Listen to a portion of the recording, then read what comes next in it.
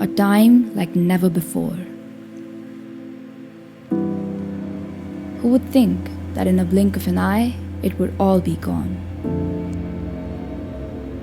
Empty spaces and empty faces.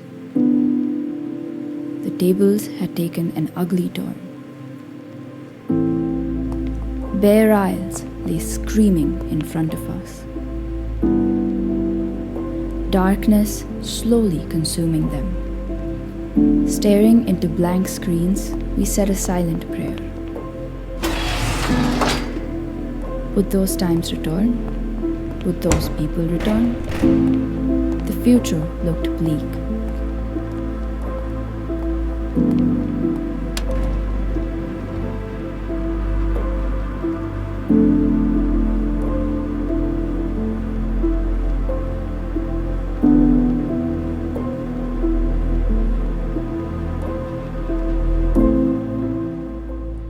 It disrupted everything.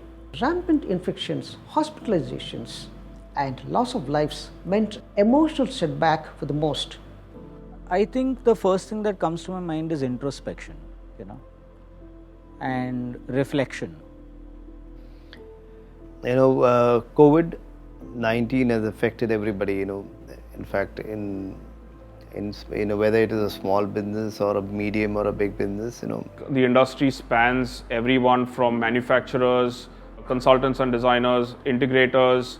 I think everybody was helpless at one point in time because no one knew what the future was. Like there was so much uncertainty in everything. In terms of the life, the future as well, we were just hoping when the business would actually come back to normal. So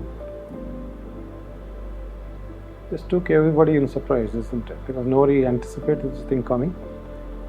Everything went to a standstill because nobody had a solution to how to come out of this particular problem that we faced with, per se.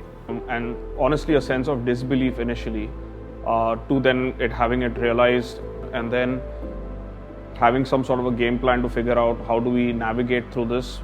Everything that this business is about social gathering. It's about people coming together. It's the worst business to be, and since it's an entertainment, it's the last thing that's going to start and it is the first thing that's going to stop.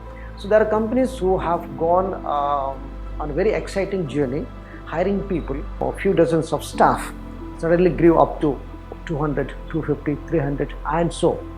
Having 250, 300 employees is good when you speak about the brand image, your operations, but when it comes to paying their salaries, it's a critical question. Their monthly revenues were not meeting the salaries of the employees as well, let alone making profits. So see, our business is all related to tourism and live events, and everything was shut. There was no tourism happening. So we had mega projects lined up, and in fact, we were doing a massive project in Bangladesh for which the equipment had already left. It had nearly crossed the border by road, and the rest of the gear had already gone to Bangladesh and was lying on Dhaka airport tarmac. And that equipment was on the tarmac for 120 days. So first of all, your revenues got hit, your project got stalled, and you have lots of people who do not have work, and companies asking them to either take long leaves or stay back when things are improved. So it slowly started telling on their emotional quotient also got impacted. In due course of time, yes, we had to let people go. See, the thing is that the company is very old. Some of my staff is older than me, basically. They are part of the company before I became part of the company. So letting them go was a little difficult and emotional thing for us. I mean, that was it. Because you have to pay salaries, you have to pay rent, you have to pay your EMIs. You have even little things everything started becoming a big cost to you. There was a concern about the future, there was a concern about how we'd end up making ends meet. And there was no source of income, there was zero business at that time. For 3 months, there was no business. So we were basically using our capital. You don't use our capital for expenditure, it is more for investment.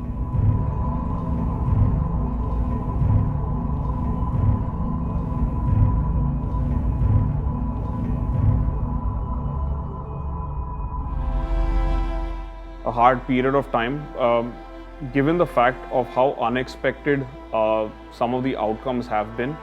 We've lost friends, I know, in our industry as well. We've also lost a lot of personal ones that we've known who passed away a lot earlier than they should have. I mean. And in the second lockdown, we had a personal loss. Our chairman, Mr. Dalbir Singh Panesar, we lost him, and that has been affected our organization quite a bit. To me, I was quite shaken.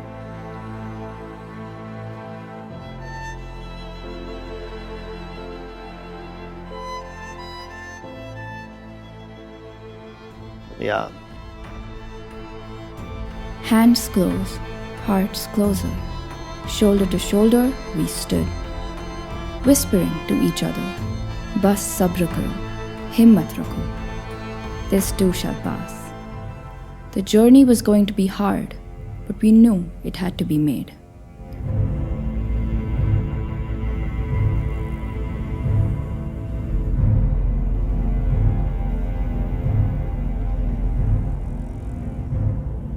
While the pace is lost, the passion remained unaffected.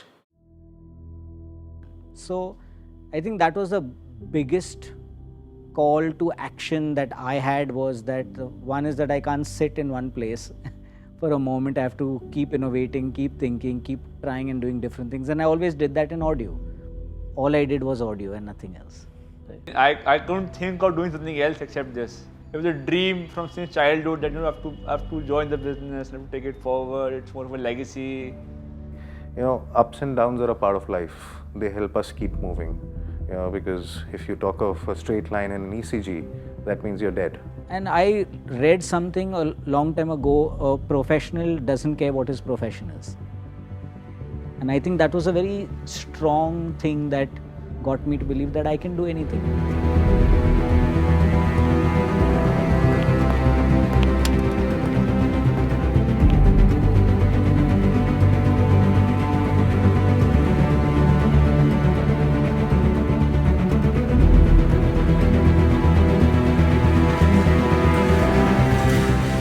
Way we can sustain it is by diversifying the resource and whatever we have built over a period of time. Okay, that really helped us to sail through. So the challenge was how to think out of the box and make things work. So that's the reason what we did was we started the garment vertical. We started the healthcare vertical.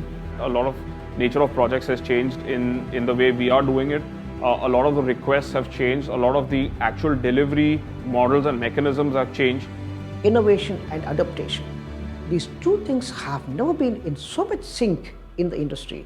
The new skill sets, the new ways of doing things, and work culture that have been adapted will only augur well for the industry for now and the future.